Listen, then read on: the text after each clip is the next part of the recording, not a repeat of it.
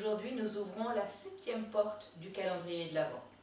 Le nombre 7 est souvent mentionné dans la Bible, dès le premier chapitre avec l'histoire de la création, des cieux et de la terre et de tout ce qui l'habite. Le premier jour, Dieu dit que la lumière soit et la lumière fut. Il appela la lumière jour et les ténèbres nuit. Le deuxième jour, Dieu dit qu'il y ait une étendue entre les eaux pour les séparer les unes des autres. Dieu fit ainsi et appela l'étendue qui est au-dessus ciel.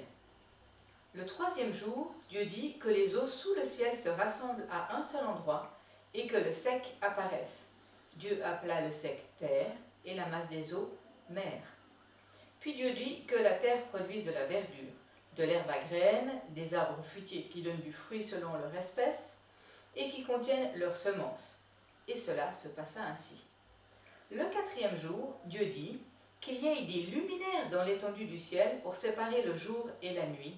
Ils serviront de signes pour marquer les époques, les jours et les années, et éclairer la terre. Il fit le soleil, la lune et les étoiles. Et on verra où on a vu qu'une étoile était spéciale dans le ciel en ce temps de Noël. Le cinquième jour, Dieu dit que l'eau pullule d'animaux vivants et que des oiseaux volent dans le ciel. Dieu créa les animaux marins et les oiseaux selon leur espèce. Puis Dieu créa les animaux terrestres selon leur espèce. Le sixième jour, Dieu dit « Faisons l'homme à notre ressemblance » et il les créa, hommes et femmes. À la fin de chacune de ces 6 journées, Dieu dit que cela était bon. Le septième jour, Dieu mit un terme à son travail de création.